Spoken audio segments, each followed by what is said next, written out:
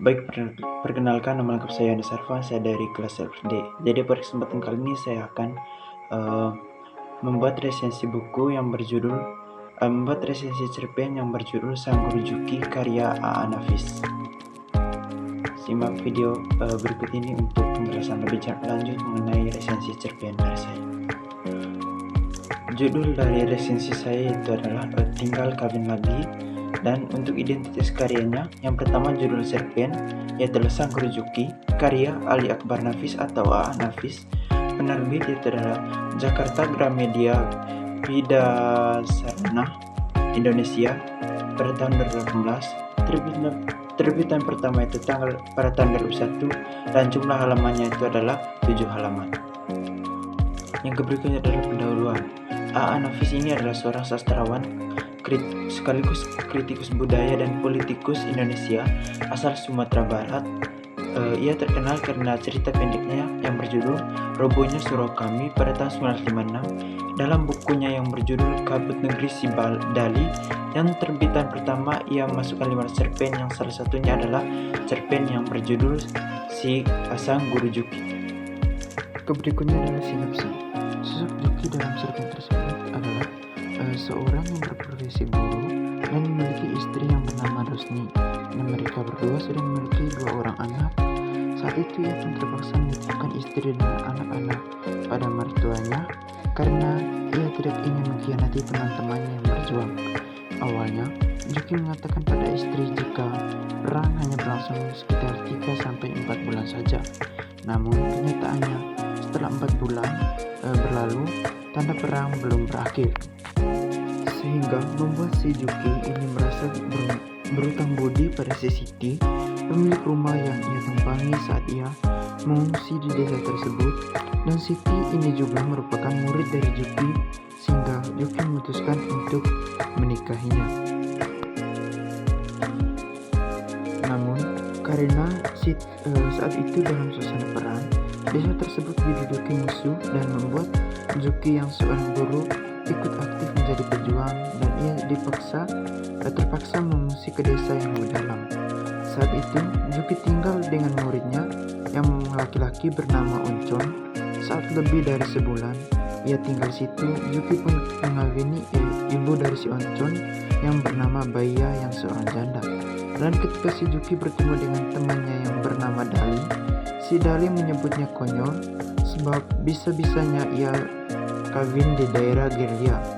Juki juga mengatakan jika lebih baik ditangkap janda daripada ditangkap dan dipenjarakan musuh. Mendengar itu, Dali pun mengingat jika saat ia memprotes sobatnya Mayor Ancok yang membiarkan anak buahnya memperkosa perempuan di desa itu, sebab si Dali tidak ingin menjadi perlakuan durjana terhadap penduduk. Kemudian Dali bertanya pada si Juki berapa kali lagi ia akan terus mengungsi, tetapi pertanyaan itu mengundang jawaban dari Juki yang mengatakan jika Dali juga bertanya berapa kali lagi ia menikah. Setelah Juki bertanya di mana letak moralnya, dengan santainya Juki menjawab, moral adalah pada kebanggaan orang desa yang dapat suami orang kota yang berprofesi seorang guru sepertinya. Mereka berdua pun terus melanjutkan debatnya. Kemudian, saat desa tersebut diduduki musuh, Dali tidak lagi bertemu dengan Juki. Hingga akhirnya pada ungsiannya yang kelima, Dali pun ditangkap dan dipenjara. Di dalam penjara, Dali mendapatkan kekerasan fisik dari pihak musuh. Hingga suatu ketika, Dali membersihkan ruang mandi. Ia bertemu dengan si Juki yang saat itu datang untuk mengambil air badu untuk sembahyang berjemaah di tahanan politik. Saat itu Juki mengguncang tangan sahabatnya itu dan ia merasa hibah melihat kondisi sahabatnya itu. Saat itu mereka menceritakan banyak hal hingga saat mereka berpisah, Dali bertanya, lantas mengapa Juki bisa menjadi tahanan politik? Dan Juki hanya mengacungkan jarinya ke batoknya. Namun Dali tidak menyesali jalan hidupnya sebab ia menghayati tulisan H. Agus Salim dalam buku Takdir Iman dan Takwa. Dan saat Dali dibebaskan, ia bertemu dengan Marwan, teman mengungsinya dulu. Saat itu mereka lagi-lagi membahas Juki. Marwan mengatakan jika Juki memberikan istrinya asal ia bebas dari tahanan. Marwan juga menceritakan jika Baya tidak mau lepas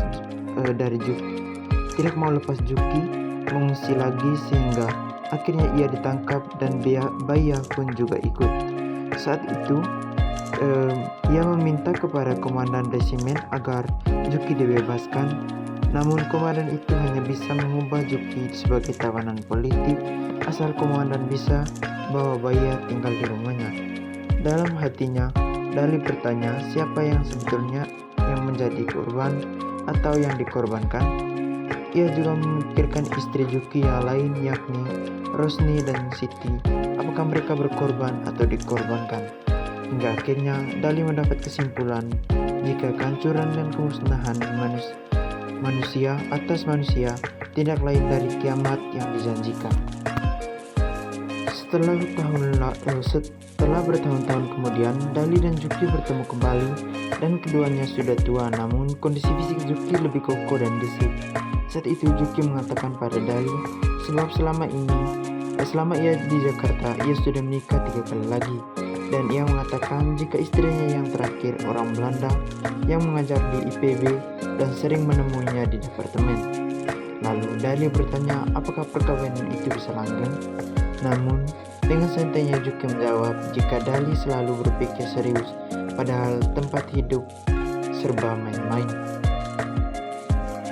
Yang berikutnya itu adalah inti dari resensi ini.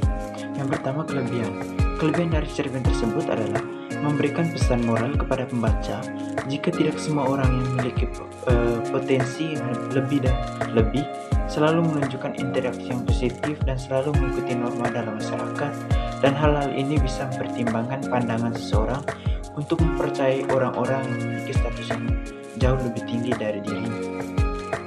Yang kedua yaitu adalah kekurangan dari cerpen ini adalah kata-kata yang digunakan dalam cerpen ini terlalu sulit untuk dimengerti sehingga para pembaca sulit melahirkan imajinasi berkaitan dengan cerita tersebut.